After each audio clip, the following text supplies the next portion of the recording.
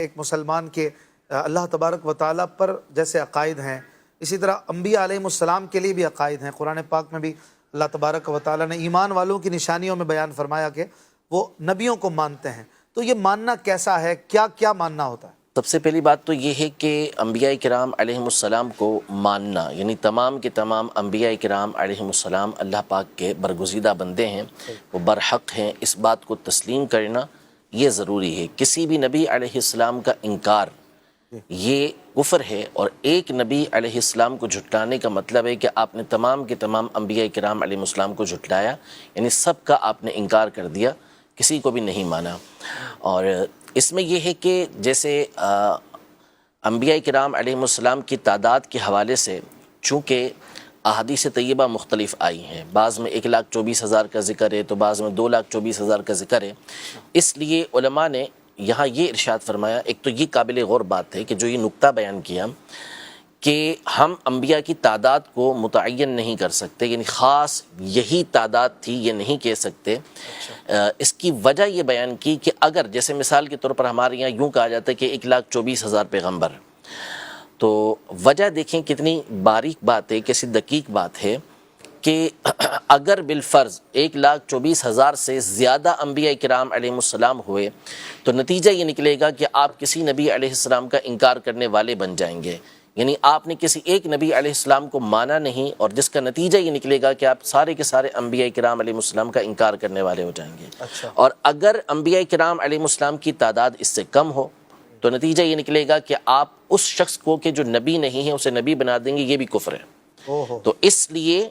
ہم ایک تعداد متعین نہیں کر سکتے کہ یہی تعداد انبیاء کرام علیہ السلام کی تھی، بس ہم یہ کہتے ہیں کہ جتنے بھی انبیاء کرام علیہ السلام اللہ پاک نے بھیجے ہم تمام کے اوپر ایمان لے کر آتے ہیں۔ اب اس میں عام طور پر جیسے بولتے ہیں لوگ، نارملی بات کرتے ہیں 1,24,000 انبیاء آئے، تو یہ ان لوگوں کو نہیں بولنا چاہیے اس طرح، بالکل یہ ہمیشہ یا تو کم و بیش بولنا چاہیے، اچھا، یا پھر جتنے انبیاء کرام علیہ السلام آئے ہیں۔ صحیح ہے۔ اچھا، اب اس میں یہ ہے کہ انبیاء کرام علیہ السلام میں سے بہت سے وہ ہیں کہ جن کا نام قرآن و حدیث کے اندر موجود ہے کہ یہ اللہ کے نبی ہیں، جیسے حضرت آدم علیہ السلام، حضرت نوح علیہ السلام، حضرت ابراہیم علیہ السلام، حضرت اسماعیل علیہ السلام، حضرت ہود علیہ السلام، حضرت صالح علیہ السلام۔ یوں قرآن مجید فرقان حمید میں کئی انبیاء کرام علیہ السلام کے نام ہیں، اسی طرح تقریباً 26 کا نام ہے، اور اسی طرح احادیث طیبہ میں بعض انبیاء کرام علیہ السلام کے نام ہے۔ تو اب جن انبیاء کرام علیہ السلام کے نام موجود ہیں کہ یہ نبی ہیں، تو ان پر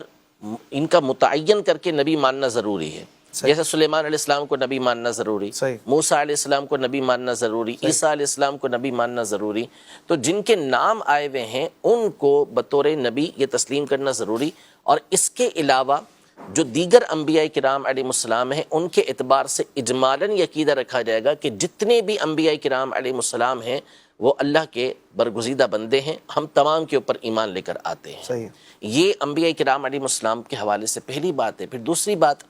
کہ انبیاء کرام علیہ السلام کے حوالے سے یہ عقیدہ رکھا جائے گا کہ کچھ چیزیں وہ ہوتی ہیں کہ جو انبیاء کرام علیہ السلام کے لیے لازم ہوتی ہیں کہ ان کے بارے میں ہم نے یہ عقیدہ رکھنا ہی رکھنا ہے، یہ ان کے ساتھ ہوگا ہی ہوگا، جیسے انبیاء کرام علیہ السلام کا سچا ہونا، اچھا، صحیح ہے، انبیاء کرام علیہ السلام کا امانت دار ہونا، صحیح، انبیاء کرام علیہ السلام کو جو پیغام دیا گیا کہ انہوں نے لوگوں تک پہنچانا ہے وہ انہوں نے پہنچا دیا۔ صحیح۔ تو اس طرح بہت ساری چیزیں وہ ہوتی ہیں کہ جس کا عقیدہ اس اعتبار سے رکھنا کہ یہ انبیاء کے لیے واجب ہیں، یہ ضروری ہوتا ہے۔ اسی طرح بہت ساری چیزیں وہ ہوتی ہیں کہ جو انبیاء کے لیے محال ہیں، وہ ان سے ہو ہی نہیں سکتی۔ اللہ نے ان کو معصوم بنا دیا، عصمت ان کے لیے رکھ دی کہ اب یہ کام ان سے ہوں گے ہی نہیں۔ جیسے مثال کے طور پر کسی نبی علیہ السلام کا نعوذ باللہ جھوٹ بولنا یہ ہو ہی نہیں سکتا، جہالت یہ ان کے لیے ہو ہی نہیں سکتی، خیانت یہ ان کے لیے ہو ہی نہیں سکتی۔ اسی طرح کبیرہ گناہ کے اندر مبتلا ہونا، چاہے وہ قبل نبوت ہو چاہے بعد نبوت ہو۔ اسی طرح صغیرہ گناہ بھی عند تحقیق قبل نبوت نہیں ہوتے، اعلان نبوت سے پہلے بھی وہ اس طرح کا کوئی کام نہیں کرتے۔ تو ایسی چیزوں کو انبیاء کرام علیہ السلام کے لیے ماننا یہ ضروری ہوتا ہے کہ یہ انبیاء کرام علیہ السلام کے لیے لازم ہے، اور یہ چیزیں محال ہیں کہ یہ ان سے ہو ہی نہیں سکتی۔ صحیح۔ بعض چیزیں وہ ہوتی ہیں کہ جو انبیاء کرام علیہ السلام کے لیے جائز ہوتی ہیں کہ یہ ان کے ساتھ ایسا ہو سکتا ہے، جیسے بخار آنا، اچھا، جو ہمارے بشری عوارض ہوتے ہیں، جی، یہ ان کے ساتھ معاملات پیش آنا، تو یہ ساری چیزیں ان کے حوالے سے اعتقاد رکھا جائے گا۔ پھر ایک اہم ترین بات انبیاء کرام علیہ السلام کے حوالے سے یہ ہے کہ ان کے بارے میں یہ عقیدہ رکھا جائے گا کہ انبیاء کرام علیہ السلام کا بھیجنا اللہ تبارک و تعالیٰ پر واجب نہیں، صحیح، ٹھیک ہے۔ ہاں، اب یہاں پہ جو ہمارا موضوع ہے بالخصوص عظمت انبیاء کے حوالے سے، اس کا ایک پہلو اسی سے سمجھ لیں کہ اللہ پاک کی جو پیغام ہے، کہ اللہ پاک کے پیغام کو ہم کیسے حاصل کریں، کہ بہت ساری چیزیں وہ ہوتی ہیں کہ جس کی رہنمائی عقل کے ذریعے نہیں ہو سکتی۔ جیسے مثال کے طور پر ہمیں اللہ پاک کی 5 وقتہ عبادت کرنی ہے،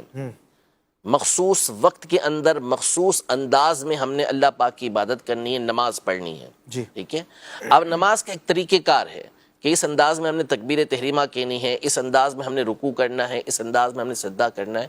یہ ہم اپنی عقل کے ذریعے نہیں جان سکتے۔ صحیح، اب اللہ پاک کے جو احکامات ہیں